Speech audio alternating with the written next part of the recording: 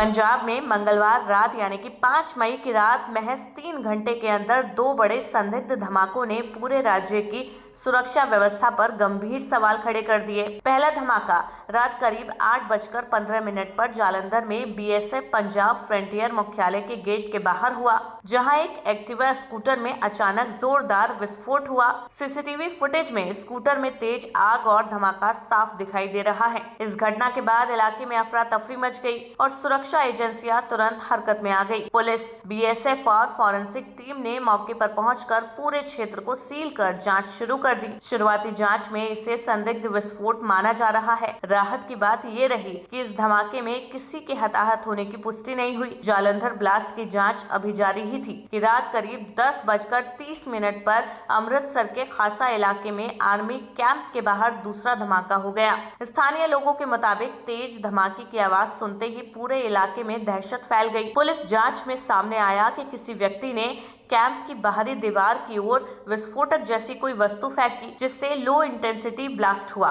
इस धमाके में कैंप की बाहरी दीवार के पास लगा टीन शेड क्षतिग्रस्त हुआ, लेकिन यहाँ भी कोई जनहानि नहीं हुई। Amritsar police, bomb disposal squad, dog squad और सीएफएसएल की टीमें मौके पर पहुंच चुकी है और हर एंगल से जांच शुरू हो गई है। मैं कह रहा हूँ कि स्कूटर को आग लगी है, चेक कर रहे हैं क्या रीजन है, सिर्फ इतना ही काम। धमाका हुआ कि नहीं? धमाका हुआ।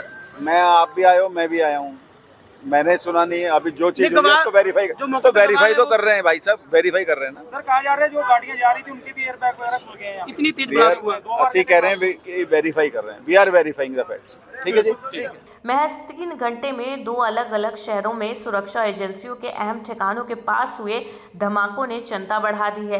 क्या पंजाब में सुरक्षा ढांचे को चुनौती देने की सुनियोजित कोशिश की जा रही है? पंजाब में, जो पाकिस्तान सीमा से लगा संवेदनशील राज्य है, पहले भी ड्रोन घुसपैठ, हथियार तस्करी, आरपीजी हमले और गैंगस्टर नेटवर्क जैसी घटनाओं का सामना कर चुका है। ऐसे में बीएसएफ हेडक्वार्टर और आर्मी कैंप जैसे हाई सिक्योरिटी जोन के आसपास धमाके होना राष्ट्रीय सुरक्षा के लिहाज से बेहद गंभीर माना जा रहा है।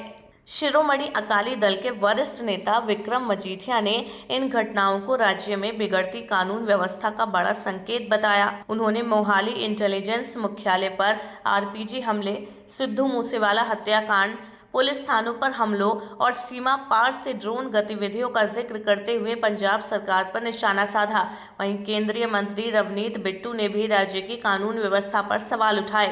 ये पुलिस देख रही है, ठीक है, इतना ही पता है, कुछ फटा है। लेकिन सर किसी कह रहे कि जो एक टू व्हीलर था उसमें धमाका हुआ, धमाका बहुत जोरदार था।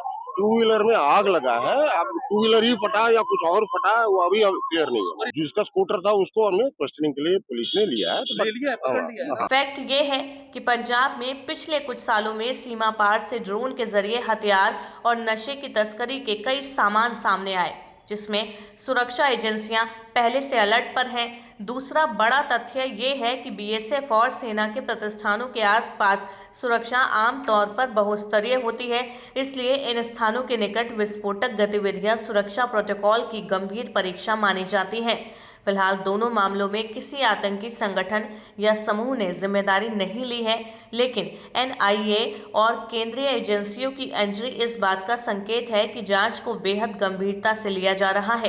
राहत की बात जरूर है कि दोनों घटनाओं में जान माल का कोई बड़ा नुकसान नहीं हुआ, लेकिन सवाल ये है कि अगर सुरक्षा एजेंसियों के प्रमुख ठिकाने पूरी तरह सुरक्षित नहीं तो आम नागरिक कितने सुरक्षित हैं? पंजाब में ये रात सिर्फ 2 धमाकों की नहीं बल्कि सुरक्षा तंत्र के लिए एक बड़े अलर्ट की रात बन गई है।